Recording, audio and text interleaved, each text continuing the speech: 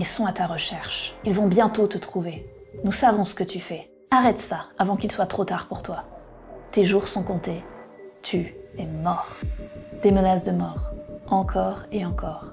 Parfois par texto, parfois au téléphone. Saleh pourrait presque dire qu'il s'y est habitué. C'est un évangéliste, c'est-à-dire un chrétien qui annonce l'évangile autour de lui. Sauf qu'il est au Yémen.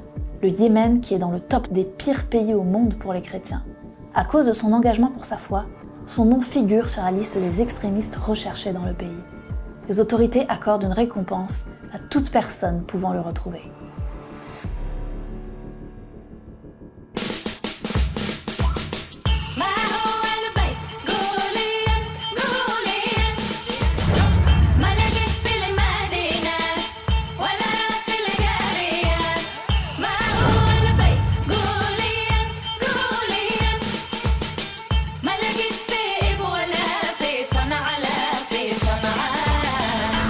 Bonjour à tous, aujourd'hui j'ai vraiment une histoire de fou à vous raconter. Une histoire de guerre, d'espionnage, de chrétiens secrets et d'un homme tellement audacieux pour servir Dieu qu'on l'appelle le fou justement. Et en plus, je suis très contente de pouvoir vous relayer ce témoignage car ça se passe au Yémen. Et c'est très rare qu'on puisse faire une vidéo sur ce pays. Pourquoi ? Parce que tout simplement, comme vous le voyez sur cette carte, c'est vraiment l'un des pays les plus dangereux pour les chrétiens. Et la situation d'extrême insécurité due à l'interminable guerre civile rend les contacts avec les chrétiens dans le pays très compliqués. Très compliqués, mais pas impossibles, comme vous allez pouvoir le constater avec cette histoire. Parce que notre but, en tant que portes ouvertes, c'est d'être présents là où les chrétiens souffrent le plus, même dans les endroits frappés par la guerre et l'extrémisme. D'ailleurs, on va se pencher un peu plus sur cette carte. Il s'agit de la carte de l'Index mondial de persécution des chrétiens 2023, un rapport que nous publions tous les ans faisant le bilan sur la persécution des chrétiens dans le monde, spécifiquement en raison de leur foi. Oui, on continue de préciser en raison de leur foi, mais c'est important de le rappeler. On ne recense pas là où les chrétiens souffrent le plus en général, mais bien là où ils sont directement attaqués ou discriminés parce qu'ils sont chrétiens. Pour établir cette carte, on comptabilise plein de facteurs différents, que cela soit des faits de violence ou bien des discriminations socio-économiques. Si ça vous intéresse, on a une vidéo qui explique plus en détail notre méthodologie, le lien est dans la description. Quant au Yémen, il est depuis des années dans le top 10 des pays où les chrétiens sont le plus persécutés. D'ailleurs, dans quelques jours après la mise en ligne de cette vidéo, l'Index 2024 va sortir avec le nouveau bilan de l'année. Et c'est possible que le Yémen change de place dans le classement, même s'il est peu probable qu'il sorte du top 10. Je vous invite à aller consulter son profil pays sur notre site à partir du 17 janvier, date de la publication de l'index. En tout cas, l'année dernière, le Yémen comptabilisait un score d'oppression maximale dans tous les aspects de la vie, que ça soit privé, familial, social, civil et ecclésial. C'est simple, il n'y a que 3 bâtiments d'église officiels dans tout le pays, et tous les 3 sont désaffectés à cause de la guerre. En fait, pratiquement tous les chrétiens sont des convertis d'arrière-plan musulmans. Et pour une population qui, pour la majorité, a une pratique très conservatrice, voire radicale de l'islam, ça veut dire la peine de mort pour les apostats. Saleh, lui non plus, n'était pas chrétien à l'origine. Ses parents n'étaient pas très religieux ou stricts, et son enfance s'est déroulée dans un foyer plutôt laïque.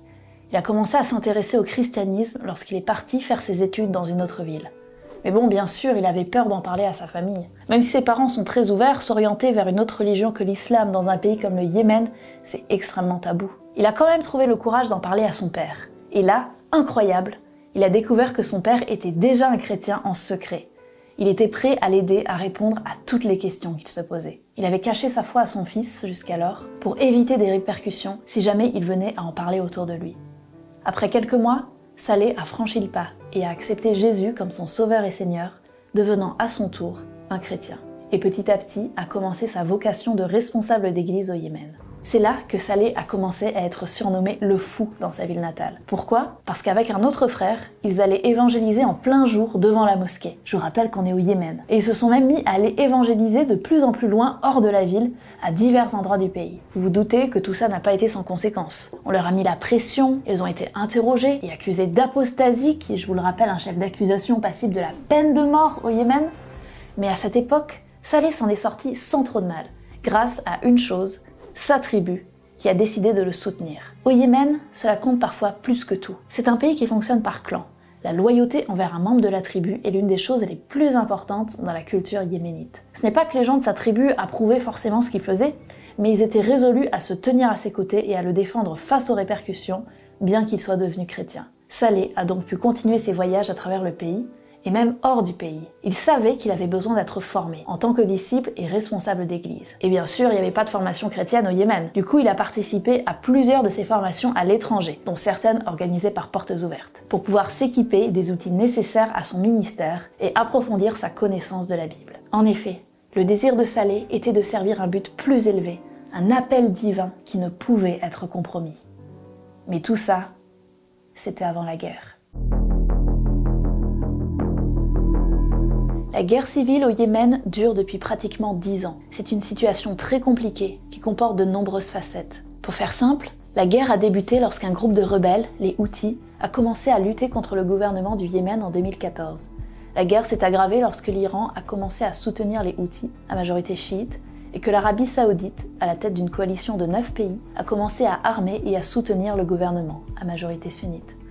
Le conflit qui en a résulté a créé le chaos au Yémen, le pays étant divisé en diverses zones de contrôle gérées par les parties belligérantes. Des groupes terroristes ont profité de cette instabilité, notamment Al-Qaïda, qui contrôle désormais certaines parties du Yémen. Cette réalité a entraîné un danger croissant pour les chrétiens, en particulier ceux qui vivent dans les zones contrôlées par les groupes extrémistes. Parallèlement, la guerre a engendré une grande crise humanitaire pour les citoyens. Les produits de base comme la nourriture et les médicaments sont de plus en plus inaccessibles, et le Programme alimentaire mondial des Nations Unies estime que plus de la moitié de la population du pays est en situation d'insécurité alimentaire. Beaucoup survivent uniquement grâce aux distributions de colis d'urgence. Cependant, quand la distribution se fait dans les mosquées, les chrétiens en sont exclus, car même si leur foi reste secrète, comme ils ne fréquentent pas la mosquée, ils ne sont pas sur les listes de bénéficiaires. Et quand la distribution se fait par l'intermédiaire des ONG, qu'elles soient locales ou internationales, le personnel empêche ceux qui ont quitté l'islam d'en bénéficier.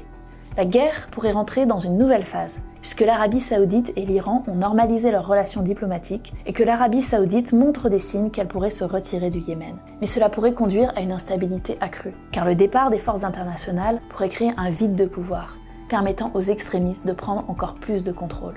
Saleh était là quand la guerre a éclaté. Il raconte que la maison des voisins a été touchée par un missile et que sous l'impact, toutes les fenêtres de sa maison ont explosé, mais que miraculeusement, personne n'a été blessé. Le lendemain, c'est leur citerne d'eau sur le toit qui a été touchée par un missile. Là encore, ils ont tous survécu, mais Saleh a compris qu'il était temps de partir s'il voulait survivre. Après être parvenu à prendre un bateau, il s'est retrouvé en camp de réfugiés dans un pays voisin. Et là, qu'est-ce qu'il a fait? À votre avis?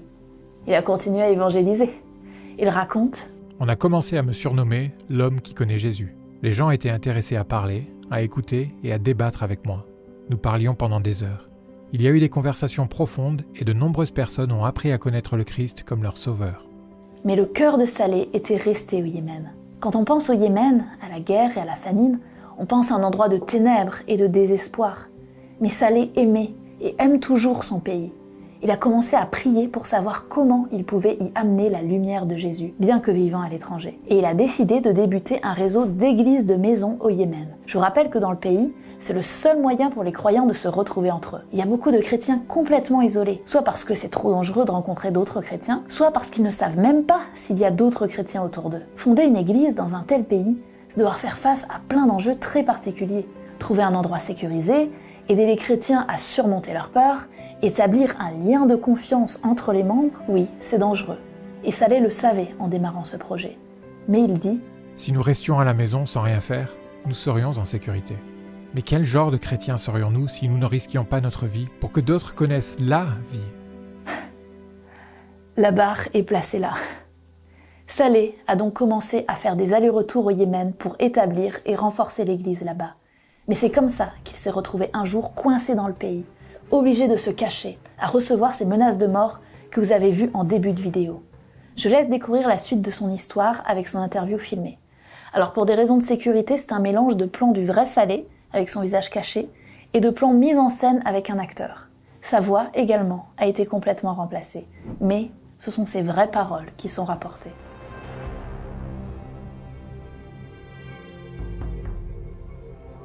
عندما قررت أن أتبع المسيح كنت أدرك جيدا أنني سوف أواجه الاضطهاد. Dès que j'ai décidé de suivre Jésus, j'ai su que je serais persécuté. Mon nom figure sur la liste des personnes recherchées par les extrémistes. Ils ont ma photo.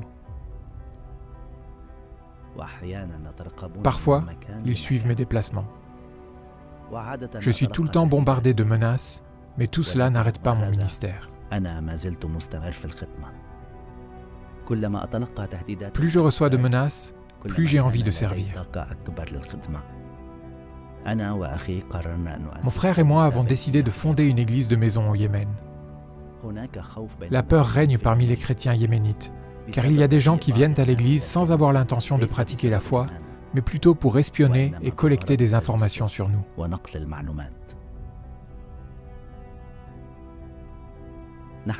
Nous sommes très prudents en ce qui concerne les réunions. Nous nous réunissons dans des espaces clos pour éviter qu'on nous entende. Nous avions parmi nous de nouveaux croyants qui voulaient être formés et baptisés. Mes frères et moi en avons discuté ensemble.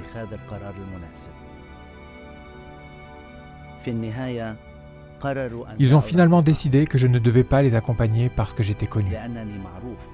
J'aurais été un trop grand risque pour eux. À la fin de la formation, ils ont décidé de se rendre à un autre endroit pour les baptêmes.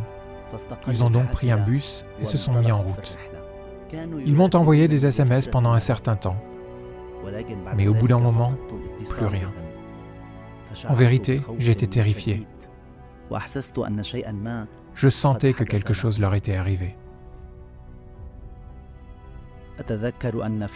Le soir même, j'ai appris qu'ils avaient été capturés et emprisonnés. J'étais très triste. Je pleurais. Je me sentais coupable de les avoir laissés aller dans cet endroit.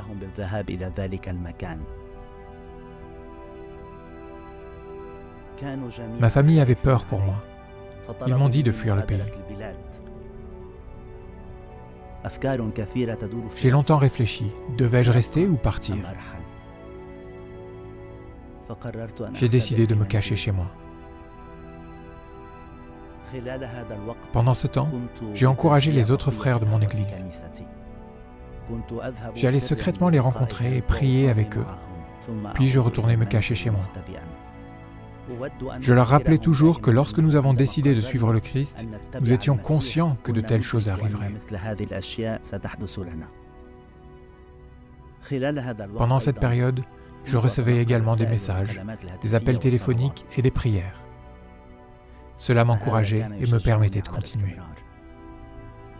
Les deux personnes qui ont été arrêtées, c'est Issam, le frère de Saleh, et Moussa, que Saleh considérait comme son fils spirituel car il l'avait amené à la foi. Vous imaginez la culpabilité qu'il a ressentie quand il a appris ce qui s'était passé. La police est montée dans leur bus, leur a confisqué leur portable et leur carte d'identité, leur ont bandé les yeux et les ont emmenés en prison sans les laisser contacter personne. Les autorités avaient décidé de garder leur arrestation sous silence pour pouvoir se débarrasser d'eux discrètement. Mais les familles ont fini par apprendre ce qui s'était passé et toute la communauté des chrétiens s'est mise à jeûner et à prier pour Issam et Moussa. Ce n'est pas la première fois que ce genre d'événement arrive au Yémen. Quand les chrétiens sont attrapés, ils sont souvent emprisonnés, soumis à des interrogatoires et à des tortures. On les oblige à renier leur foi et à donner des informations sur les autres chrétiens. Et parfois, ça va jusqu'à l'exécution. Quand un homme de leur église a entendu ce qui était arrivé à Issam et Moussa, il est venu voir Saleh et lui a demandé si c'était possible qu'il aille en prison à leur place. Saleh était très ému. Il s'est porté volontaire pour être emprisonné à leur place. Cette demande m'a choqué, mais m'a aussi encouragé. Elle m'a montré à quel point nous sommes unis dans le Christ et à quel point son amour nous rassemble. Mais les autorités n'étaient pas prêtes de relâcher Issam et Moussa. En plus, vu qu'elles avaient récupéré leur téléphone, elles avaient les noms et le contact de plein d'autres chrétiens de leur communauté, dont Saleh. C'est pour ça qu'il se savait en danger et qu'il s'est caché pendant 2 mois. Comme il le raconte dans son témoignage, ça a été des moments extrêmement durs. J'étais aux prises avec mes propres pensées. Que dois-je faire ? Si je m'enfuis, quel genre d'exemple vais-je donner à l'Église ? Ma famille voulait que je quitte le Yémen, mais je ne pouvais pas quitter l'Église et m'en aller, surtout dans une telle situation. J'encourageais les chrétiens à être forts et courageux, leur rappelant que nous savions que cela nous arriverait une fois que nous aurions choisi de suivre Jésus. C'était le moment d'être de bons témoins. Je faisais comme si je n'avais pas peur, mais au fond de moi, j'étais terrifié. Cependant, comme il le raconte dans la vidéo, c'est dans ces moments-là que le soutien de l'Église locale et internationale lui a vraiment été précieux. Il savait qu'on priait pour lui. Dieu a utilisé son Église pour apporter de la lumière dans un des moments les plus sombres de la vie de Saleh. Il est passé par des montagnes russes de bons et de mauvais jours, mais ça lui a permis de grandir dans sa relation avec Jésus. Jusqu'au jour où, enfin, Dieu a répondu aux prières. Contre toutes les attentes, Issam et Moussa ont été relâchés. Dieu a fait un miracle. Il a changé le cœur d'une personne influente qui, au départ, voulait leur mort. Cet homme les a finalement aidés à sortir de prison. C'est après leur libération que j'ai compris pourquoi Dieu avait permis que tout cela se produise. Issam et Moussa ont continué leur ministère à l'intérieur de la prison et Dieu a amené plusieurs prisonniers à lui par leur intermédiaire. C'est alors que j'ai personnellement expérimenté comment Dieu transforme les mauvaises situations en bonnes selon sa volonté parfaite. Suite à ça, Saleh a pu retourner chez lui et poursuivre ses voyages aller-retour entre le Yémen et son pays de résidence actuel. Il se rend également dans d'autres pays où résident des Yéménites réfugiés pour continuer à fortifier l'Église. Il les enseigne, les encourage et un ministère pastoral auprès d'eux. Il constate que l'Église au Yémen, malgré les conditions extrêmement dures dans lesquelles elle vit, continue de grandir. Et ça, c'est quelque chose que j'ai pu remarquer au fil des années avec toutes ces histoires de persécution à travers le monde. Plus l'Église est opprimée et persécutée, plus Dieu la fera grandir, d'une manière ou d'une autre. En tant que portes ouvertes, nous assistons Saleh dans son ministère au travers de nos partenaires terrain. Actuellement, il soutient 70 familles au Yémen. On l'aide à leur procurer des endroits où se réunir, de l'aide médicale, des moyens de locomotion, des colis alimentaires, des préparations au baptême, des formations de pasteurs et aussi des formations au soutien post-traumatique et de préparation à la persécution. Ces ressources, nous pouvons les fournir à Saleh uniquement grâce à votre soutien et elles lui sont indispensables. Nous sommes reconnaissants de votre soutien. Sans ces ressources, nous ne pourrions pas nous développer et servir l'Église au Yémen.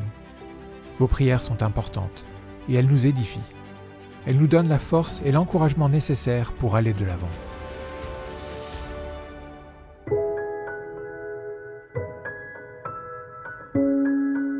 On me surnomme souvent le fou, car ils connaissent toutes les menaces que je reçois et les choses qui m'arrivent. Tous ces incidents renouvellent ma détermination et mon encouragement à proclamer le message du Christ au Yémen. Maintenant, vous l'avez compris, on ne peut vraiment pas s'attendre à ce que le danger fasse reculer Saleh. Qu'il s'agisse de faire face à la guerre, aux interrogatoires ou aux menaces de mort, il continuera à suivre le chemin de Jésus. Ce genre de témoignage, ça impressionne. Mais ça sert à rien de juste dire « Waouh, quel homme de Dieu !» et après de continuer sa vie comme si de rien n'était. Des témoignages comme ça doit nous remettre en question, moi la première d'ailleurs, nous faire dire « Est-ce que moi, je suis prête à avoir un engagement pareil pour Christ ? Que signifie vraiment ma foi ? Jusqu'où je suis prête à aller pour servir Jésus ?» Déjà, je vous propose une première action, c'est la prière. Saleh nous a dit à quel point il s'était senti soutenu par les prières des chrétiens autour du monde. Et lui et tous les chrétiens du Yémen ont vraiment besoin d'être portés par nos prières. Prions pour sa protection. Prions pour l'unité de l'Église yéménite. Prions pour la fin de la guerre. Et surtout, prions qu'au cœur de la persécution, leur foi ne défaille pas. Après, si vous voulez aller encore plus loin, vous pouvez toujours vous rendre sur notre site internet. On a une section Agir faite exprès pour vous. Laissez Dieu vous guider. En tout cas, je vous laisse sur ces paroles de Saleh. Vos prières sont cruciales pour nous car elles conduisent à des miracles. Le Yémen a besoin de serviteurs courageux pour aller dans la société et proclamer le message de Dieu.